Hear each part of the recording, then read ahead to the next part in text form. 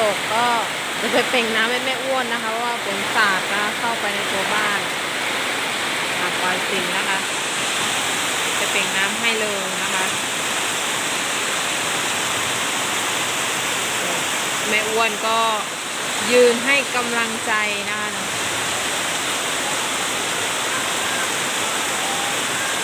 ว่าฝนตกนะคะฝนตกหนักแล้วก็ลมนะคะแล้วทีนี้ฝนก็สาดเข้าไปในตัวบ้านเนาะตรงส่วนไหนที่แบบว่าน้องช้างเขาเล่นนะคะน้ำมันก็จะไปขังนะคะเนาะขังอะไรเนี่ยถ้าเกิดว่าเราไม่ระบายก็มันจะเฉอะแฉะนะคะเนาะต้องระบายออกนะคะ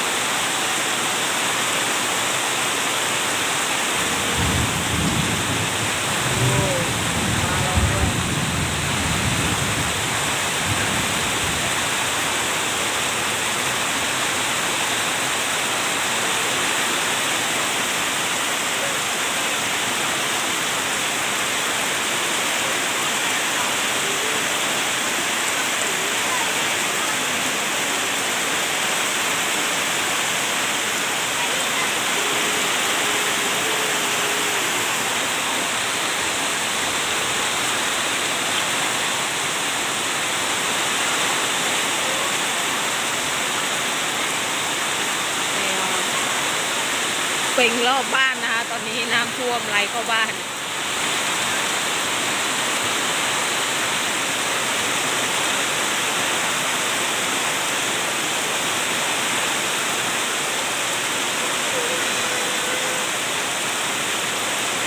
กำไรก็อยู่ที่โรงนะคะเพราะว่าไปเป่งน้ำออกแล้วนะคะเวลาถาดเข้าก็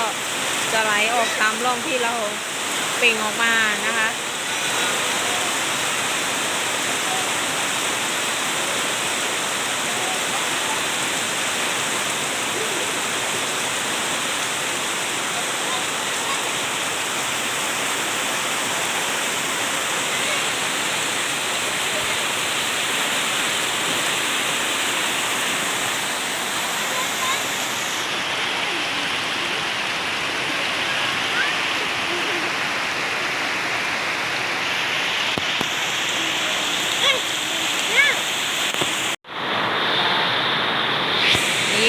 บ้านแม่อ้วนฝนก็จะเปลี่ยนแบบนี้เลยนะคะนี่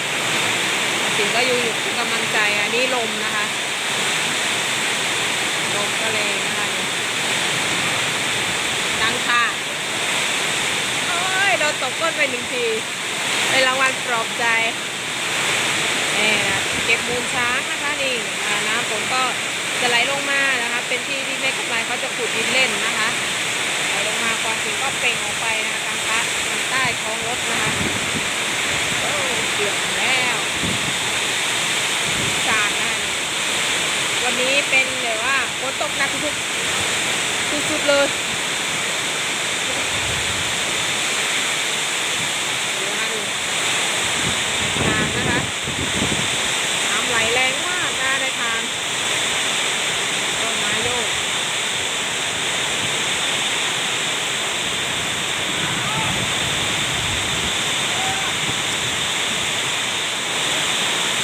ก็จะอยู่ปลอบใจกันแบบนี้นะคะนี่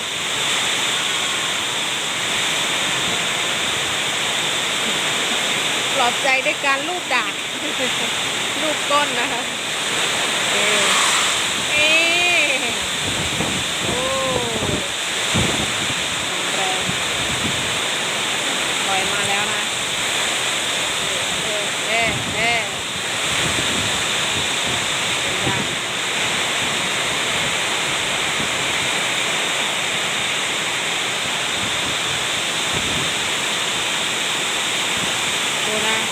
เด็กๆก็อยากมาให้กำลังใจเหมือนกันนะหนูใส่หมวกกันน็อกกลางลมมันมาเลยทีเดียวนะนี่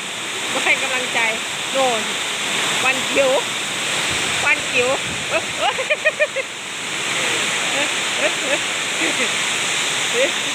เด้าเก่งนะนี่ยิ้มเป้ยให้กำลังใจแม่อ้วนนะคะเด็กๆมาเด้าให้กำลังใจแม่อ้วนเลยนี่นะมาอยู่เป็นเพื่อนเขานะเพราะว่า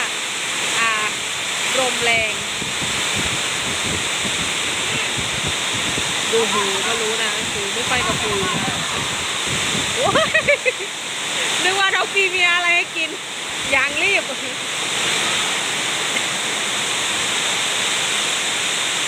นี้ครับหนักสุดเลยนะครับนี่ สุดแน่น มันสุดเลยครับมันครับนี่แล้วก็มีช่วงเย็นนะครับ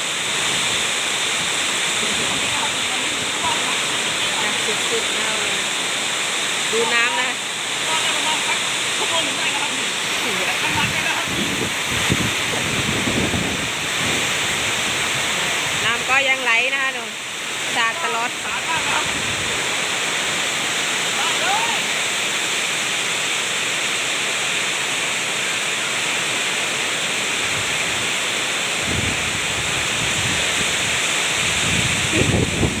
อ่ะ